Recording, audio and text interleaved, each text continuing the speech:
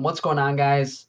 We have modern medicine, we have vaccinations, we have all these things, but some disease rates are rising. And if you Google things like why is autism rising, or why is cancer rising, or why are we getting sicker, it's a mystery. Really, it's a mystery.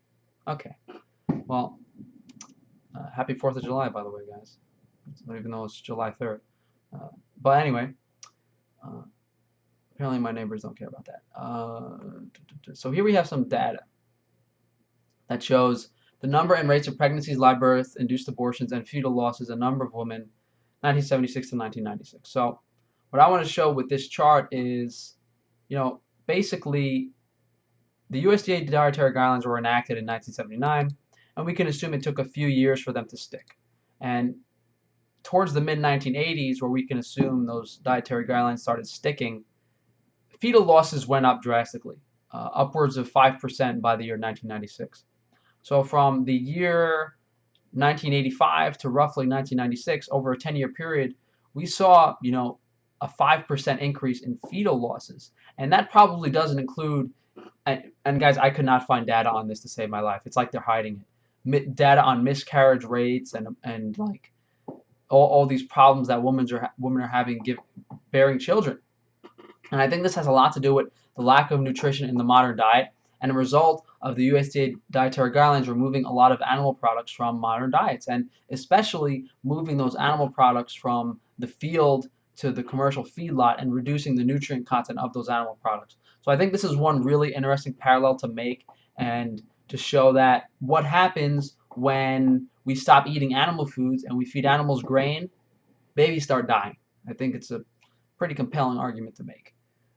The other thing we'll take a look at briefly, and this is, let me show you guys what this is.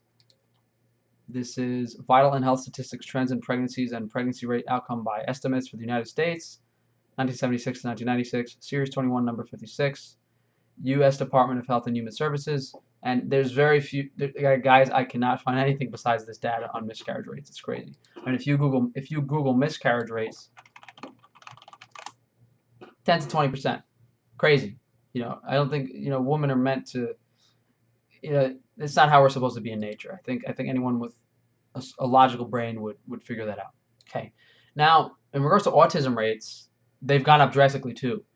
In this chart, the surveillance is 8 years after birth. So, like 1992, they surveilled when the child was 8 years old in 2000. And at that point in time, 1 in 150 children have autism. In 2006, 14 years later, 1 in 59 children had autism.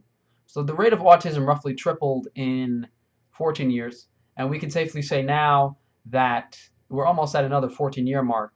So I would assume the rate of autism for children born now in 2018 is going to be 1 in 24. That is crazy. That is it's insane to think that we're going from, 0.7% of the population having autism to, 5%. It's completely crazy.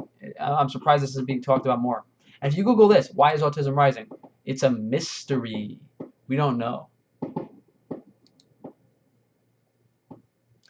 And I guess the last thing I'll talk about, hopefully these fireworks don't get worse, is comparing interval breast cancer rates in Norway and North Carolina. Oh, I'm sorry. That autism data is on the CDC website. It's pretty easy to find. And then the interval breast cancer rates in Norway and North Carolina. I'm not going to talk about this too much, but the summary is basically that in all of the screenings per 1,000 people, North Carolina people had almost 3 times higher rates of cancer, particularly breast cancer, than the Norwegians. And I think this has to do with the diet.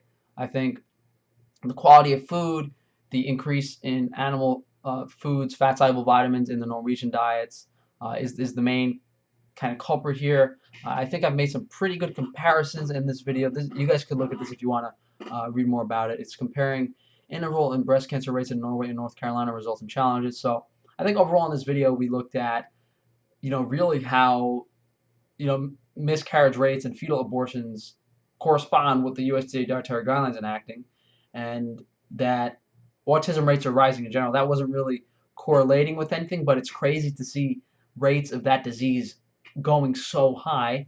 And then this interval breast cancer rates in Norway from 1996 to 2002, we can see that in Norway, where the diet and lifestyle, not necessarily lifestyle, but the diet is really the only outlying culprit, that in comparison to North Carolina, we can assume that the diet and culture in that aspect is the only different thing.